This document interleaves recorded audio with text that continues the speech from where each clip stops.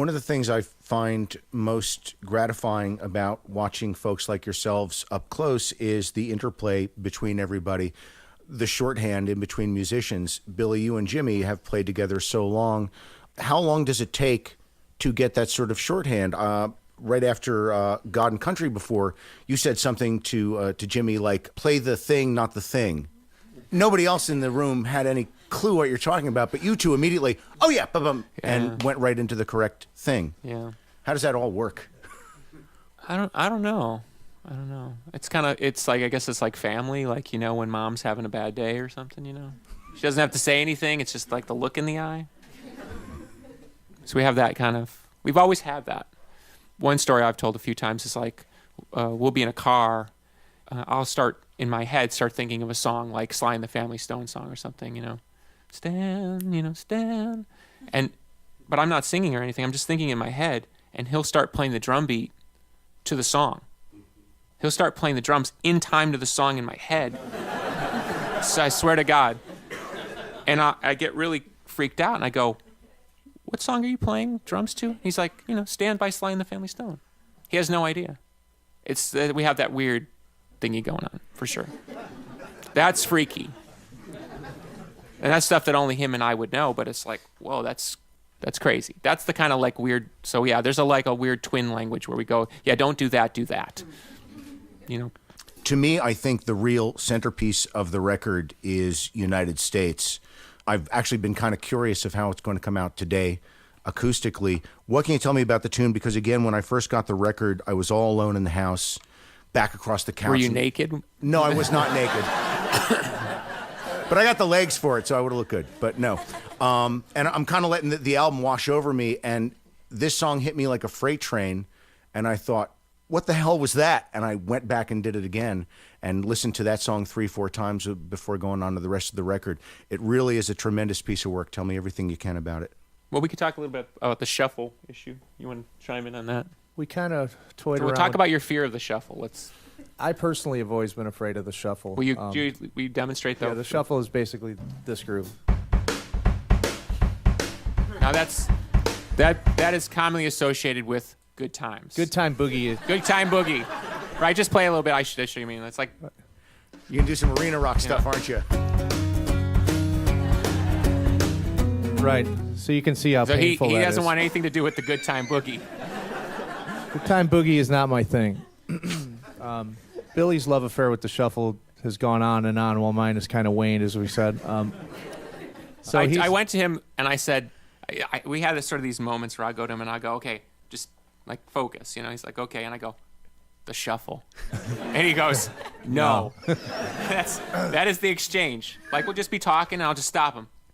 The shuffle. So this went on for about a week. I'm telling you, I got a feeling in my gut, the shuffle, and he kept saying no. So the original riff is the same. So his first inclination was to play good time.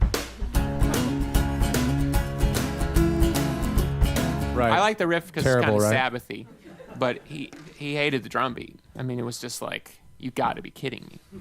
And plus, it sounds more bluesy that way. JC don't play that. Yeah.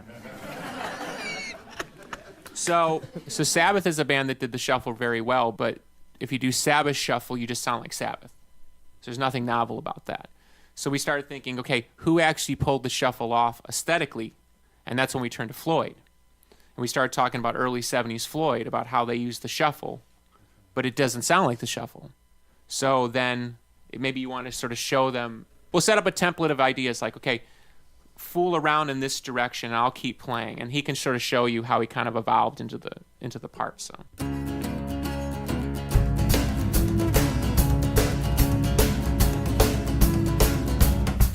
Right.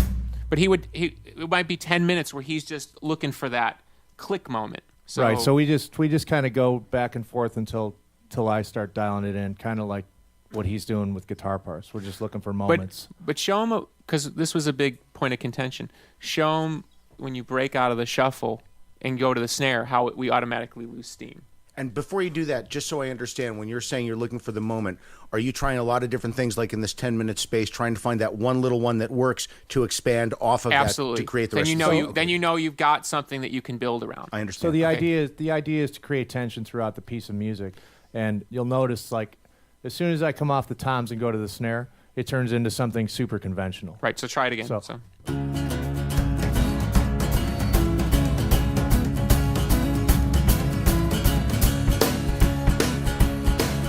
So we would play that, and we'd be so excited as long as he was doing the toms. But as soon as he would go to the snare beat, we were like, Buzzkill. we're back to awful. Bottom Like, dropped out. Right, bottom drops out immediately. So you're talking like, a week of like, how do we solve this problem? Because how can you just do that? You can't stay there because there's no dynamic. It doesn't go anywhere. You're basically relegating the song to having no dynamic, which is that if that's what we wanted to do, then that would be fine. But we wanted the song to go upward. We felt it had an upside. That's when we came up with the whole idea of breaking out of it and going into more of a conventional shuffle, but with a riff that feeds the shuffle better, which gets into the whole. And if you hear that on the album, it takes him 6 minutes to break out of that tom beat, but when he does, then there's a riff to back him up, and then it takes off. And lyrically on this song, any kind of insight you want to give us? It's pretty simple. I made a decision when we were in Scottsdale. I made a decision. I'm not watching cable news network anymore.